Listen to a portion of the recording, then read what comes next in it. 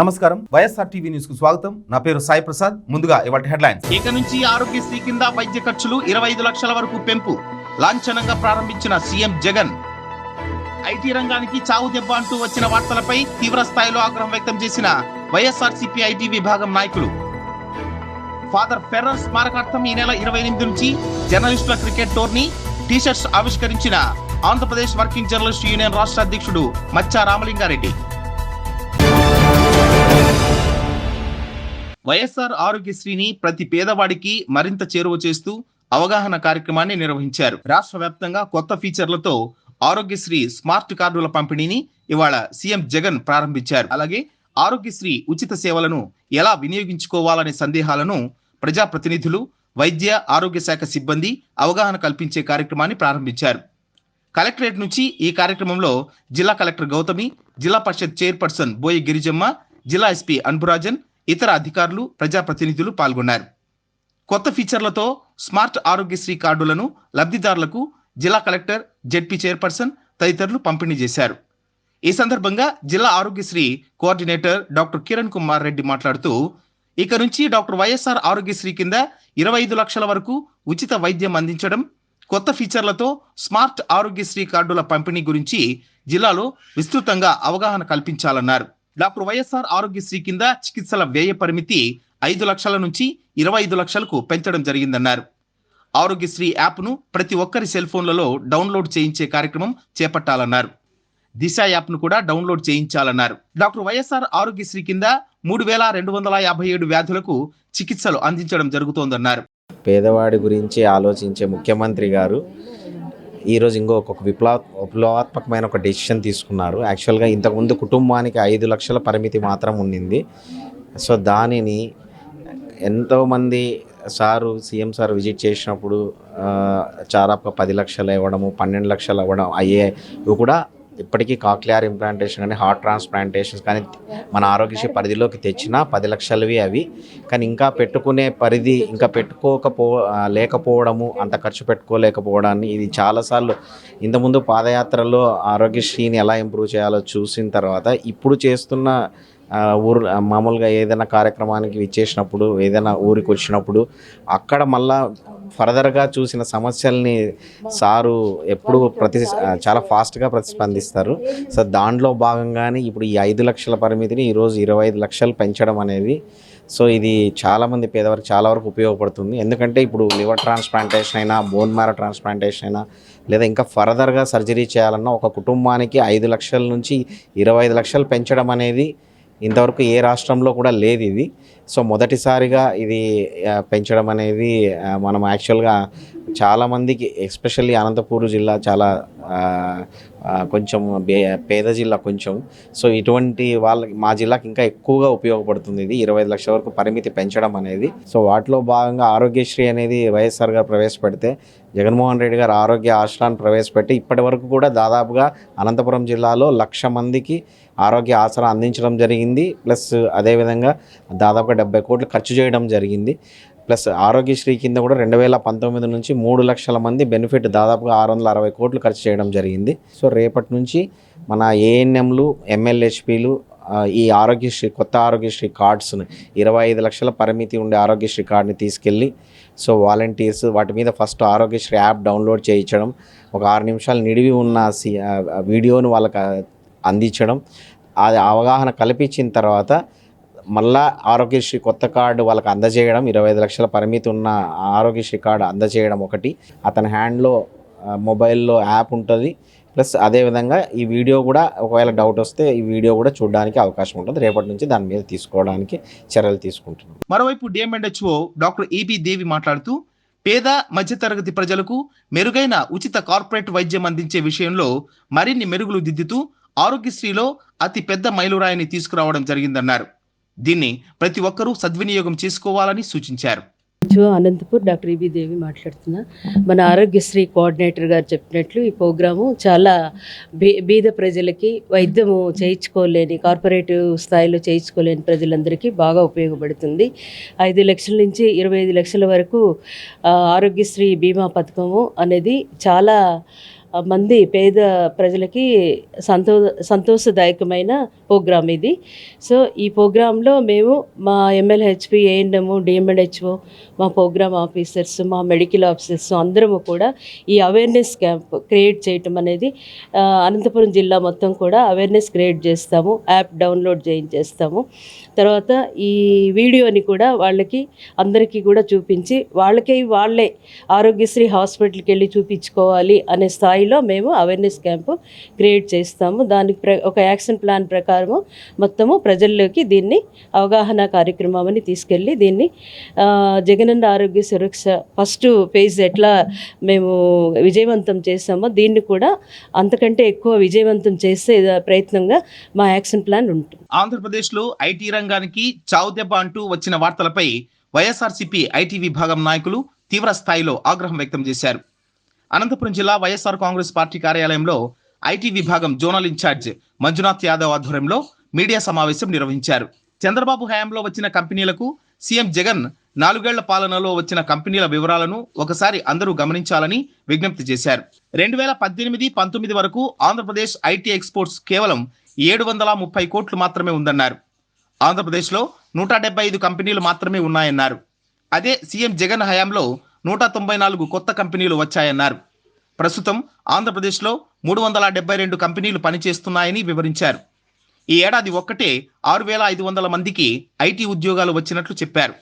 మధురవాడలో 2500 IT hub ఏర్పాటు చేస్తున్నట్లు వివరించారు. గతంలో చంద్రబాబు పాలనలో ఐటీ పేరుతో జరిగిన భూ దోపిడీ గురించి రాష్ట్ర ప్రజలందరికీ తెలుసునని, ప్రస్తుతం ఐటీ రంగంలో ఆంధ్రప్రదేశ్ ముందు వరుసలో ఉందని వారు స్పష్టం చేశారు.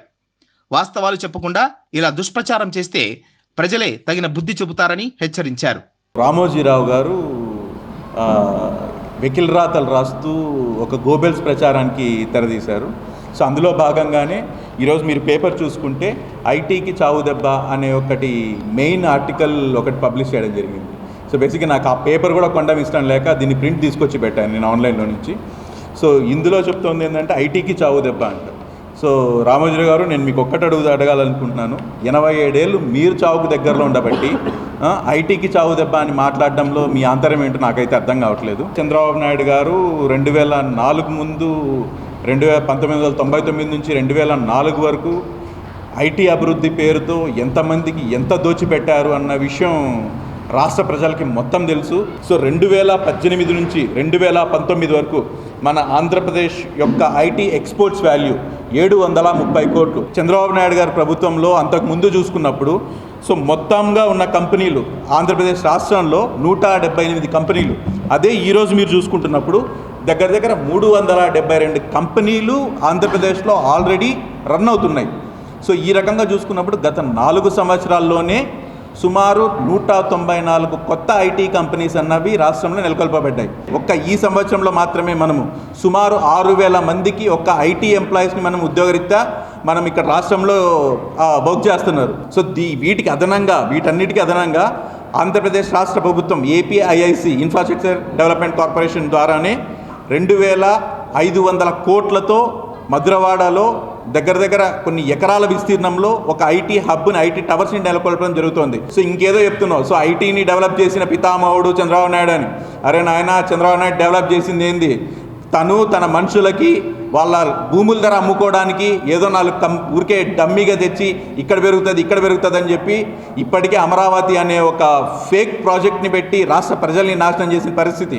చావుకి కాడి జాపుకొని ఉన్న నువ్వు ఈరోజు ఐటీకి చావు దెబ్బ అని రాయడం నిజంగా హాస్యాస్పదం చెప్తున్నా. ఎంతసేపు జగన్ గారి మీద బురద జల్లాలా, మా చంద్రబాబు నాయుడు సీఎం కావాలా అనే ఒక దరిద్రపు కొట్టే ఆలోచనల నుంచి మీరు బయటికి వచ్చి కనీసం ఈ వయసుకి మీ వయసుకు తగ్గట్టన్నా కాస్త బిహేవ్ చేసుకొని సో కరెక్ట్ విషయాన్ని చేరదీస్తారని చెప్పేసి ఆశిస్తూ, సో ఇన్ఫోసిస్ 3300 మందికి ఎంప్లాయ్మెంట్ ఇవ్వబోతోంది. ర్యాండ్స్టెడ్ కంపెనీ ఒక 6000 మందికి ఇవ్వబోతోంది. టెక్నోటాస్క్ అనే కంపెనీ 4000 మందికి ఇవ్వబోతోంది. సో ఐజెమ్ అమెరికన్ సాఫ్ట్వేర్ అనే కంపెనీ 1000 మందికి ఇవ్వబోతోంది. ఏదైతే చేస్తున్నారో మీ ప్రాపగాండా మానుకొని సో నిజాలు బయటికి తీసుకొచ్చి చెప్పాలని చెప్పేసి రామోజీరావు గారిని కోరుకుంటూ సెలవు తీసుకున్నాను. Thank you. నా పేరు వైపరెడ్డి. నేను ధర్మవరం నియోజకవర్గము. సో నేను ఐటీ వింగ్లో వర్క్ చేస్తున్నాను. ఐటీకి చావు దెబ్బ అని చెప్పి సో ఒక ఐటీ వింగ్ సభ్యులుగా మేము కూడా దీని గురించి ఖండించాలని చెప్పి ఇవాళ ఈ ప్రెస్ మీట్ ఏర్పాటు చేయడం జరిగింది. ఈ చెప్పిన లెక్కలన్నీ మేము పార్టీ సభ్యులుగా చెప్పే లెక్కలు కాదు. సో STPI అని చెప్పని software technology park of India వాళ్ళు central government institute, so runs under MOS minister of science కింద రన్ అవుతుంది. సో వాళ్ళు ఇచ్చిన స్టాటిస్టిక్స్ డేటా ప్రకారం మేము చెప్పడం జరిగింది.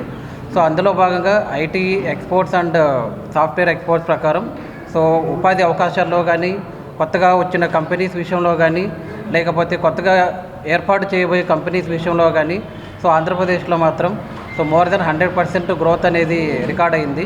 వైఎస్ఆర్సీపీ ప్రభుత్వానికి మేము చేస్తున్నటువంటి వెల్ఫేర్ కావచ్చు, డెవలప్మెంట్ కావచ్చు, అన్ని యాక్టివిటీస్ పాయింట్ ఆఫ్ వ్యూలో ప్రజలు కూడా గమనిస్తున్నారు. సో మీడియాలో వచ్చే న్యూస్ పేపర్లో వచ్చే న్యూస్ని చూసి ప్రజలు ఓటు వేసే అంత అమాయక పరిస్థితిలో మాత్రం లేరు. సో ఆ ఉద్దేశంతో మేము ఈ విషయాన్ని ఒక IT వింగ్ తరపున ఒక IT సభ్యులుగా మేమందరం దీన్ని తీవ్రంగా ఖండిస్తున్నాము. RDT వ్యవస్థాపకులు ఫాదర్ ఫెర్రర్ చేసిన సేవలను గుర్తు చేసుకుంటూ ప్రతి ఏటా నిర్వహించే ఫాదర్ ఫెర్రర్ క్రికెట్ టోర్నమెంట్ ఈ నెల 28వ తేదీ నుంచి ప్రారంభం కానున్నట్లు ఆంధ్రప్రదేశ్ వర్కింగ్ జర్నలిస్ట్ యూనియన్ రాష్ట్ర అధ్యక్షుడు రామలింగారెడ్డి తెలిపారు. ఇవాళ RNB అతిథి గృహంలో టోర్నీ టీషర్ట్స్ ను ఆయన ఆవిష్కరించారు. ఈ సందర్భంగా మచ్చా రామలింగారెడ్డి మాట్లాడుతూ వరుసగా 5వ ఏడాది శ్రీ ఫాదర్ ఫెర్రర్ మెమోరియల్ జిల్లా స్థాయి జర్నలిస్టు ఓపెన్ క్రికెట్ టోర్నమెంట్ నిర్వహిస్తున్నట్లు చెప్పారు. ఈ నెల 28వ తేదీ నుంచి అనంతపురం పట్టణంలోని RDT ప్రధాన క్రికెట్ స్టేడియంలో టోర్నీ నిర్వహించడం జరుగుతుందన్నారు. IPL తరహాలో జర్నలిస్ట్ ప్రీమియర్ లీగ్ ఉమ్మడి అనంతపురం జిల్లాలో గల జర్నలిస్ట్ ఓపెన్ టోర్నమెంట్ కలర్ డ్రెస్సులతో వైట్ బాల్ తో నిర్వహించడం జరుగుతుందని తెలిపారు. టోర్నమెంట్లో విజేతలకు ఫాదర్ ఫెర్రర్ తో పాటు ట్రోఫీని, రన్నర్స్ కి 3వ స్థానంలో గెలుపొందిన జట్లకు ట్రోఫీలు అందజేయడం జరుగుతుందన్నారు. టోర్నమెంట్ లో రాణించిన జర్నలిస్టులకు బెస్ట్ బ్యాట్స్మెన్, బెస్ట్ బౌలర్, ఇతర ప్రత్యేక బహుమతులను కూడా ఇవ్వడం జరుగుతుందని మచ్చా రామలింగారెడ్డి తెలిపారు. జిల్లాలో పనిచేస్తున్న వర్కింగ్ జర్నలిస్టులందరూ ఈ టోర్నమెంట్లో పాల్గొని జర్నలిస్టులందరూ ఒక వేదిక మీదకు తీసుకొని రావడానికి చేస్తున్న ప్రయత్నంలో అందరూ చేయి కలపాలని విజ్ఞప్తి చేశారు. ఆంధ్రప్రదేశ్ వర్కింగ్ జర్నలిస్ట్ యూనియన్ ఆధ్వర్యంలో అనంతపురం జిల్లాలో RDT సంస్థని స్థాపించి 50 సంవత్సరాలుగా బడుగు బలహీన వర్గాలు, పేదలు, దళితుల కోసం పనిచేసినటువంటి RDT వ్యవస్థాపకులు ఫాదర్ ఫెర్రర్ పేరు మీద జర్నలిస్ట్ ప్రీమియర్ లీగ్ JPLని అనంతపురంలోని RDT స్టేడియం నందు నిర్వహించడం జరుగుతుంది. 28వ తారీఖు నుంచి ఈ టోర్నమెంట్ జరుగుతుంది. అనంతపురం జిల్లాలో ఉన్నటువంటి వర్కింగ్ జర్నలిస్ట్ అందరినీ ఒక వేదికకి తీసుకురావాలనే ప్రయత్నంలో భాగంగానే ఈ టోర్నమెంట్ అనంతపురంలో నిర్వహించడం జరుగుతూ ఉంది. ఇది 5వ సంవత్సరం. అంటే ఫాదర్ ఫెర్రర్ ఈ జిల్లాకు చేసిన సేవలు గుర్తుగా 5వ సంవత్సరం వరుసగా ఈ జర్నలిస్ట్ ప్రీమియర్ లీగ్ అనేది ఆంధ్రప్రదేశ్ వర్కింగ్ జర్నలిస్ట్ ఆధ్వర్యంలో నిర్వహించడం జరుగుతోంది. పెద్దలు మాజీ ఫెర్రర్ సహకారంతో RDT ప్రధానమైన స్టేడియంలో ఈ టోర్నమెంట్ నిర్వహించడం జరుగుతుంది. ఈ టోర్నమెంట్ లో 8 టీములు ఇప్పటి వరకు పార్టిసిపేట్ చేయడం జరుగుతుంది. ఈ టోర్నమెంట్ విశిష్టత ఏంటంటే IPL తరహా అన్ని టీములు కలర్ డ్రెస్సులతో వైట్ బాల్ తో ఈ క్రికెట్ టోర్నమెంట్ ఇక్కడ నిర్వహించడం జరుగుతుంది. 2020 క్రికెట్ ఈ టోర్నమెంట్ లో మంచిగా ఆడినటువంటి వాళ్ళు విజేతలకి ఫాదర్ ఫెర్రర్ ట్రోఫీని అందజేయడం జరుగుతుంది. దాంతో పాటు టోర్నమెంట్ లో మంచిగా ఆడినటువంటి జర్నలిస్ట్ మిత్రులందరికీ best batsmen, best bowler, best allrounder ప్రత్యేక అవార్డులు కూడా ఇవ్వడం జరుగుతుంది. ఇది కాకుండా ఈ టోర్నమెంట్ యొక్క ఉద్దేశం ఏంటంటే రేపు నెలలో జనవరి 2024లో అనంతపురంలో మొట్టమొదటిసారిగా రాష్ట్ర స్థాయి జర్నలిస్ట్ క్రికెట్ టోర్నమెంట్ నిర్వహించడం జరుగుతుంది ఆంధ్రప్రదేశ్ వర్కింగ్ జర్నలిస్ట్ ఆధ్వర్యంలో. దీంట్లో ప్రతిభ ఉన్నటువంటి ఎవరైతే ప్రతిభ చూపిస్తారో వాళ్ళందరినీ కూడా ఒక మంచి టీం సెలెక్ట్ చేసుకుని రాష్ట్ర స్థాయి టోర్నమెంట్ పంపించడం జరుగుతుంది. ఈ టోర్నమెంట్ లో మంచిగా జర్నలిస్ట్ అందరినీ కూడా స్టేట్ గవర్నమెంట్ కి ఎంపిక చేయడం జరుగుతుంది. దానిలో భాగంగానే ఈ టోర్నమెంట్ ఇక్కడ అనంతపురంలో నిర్వహించడం జరుగుతుంది.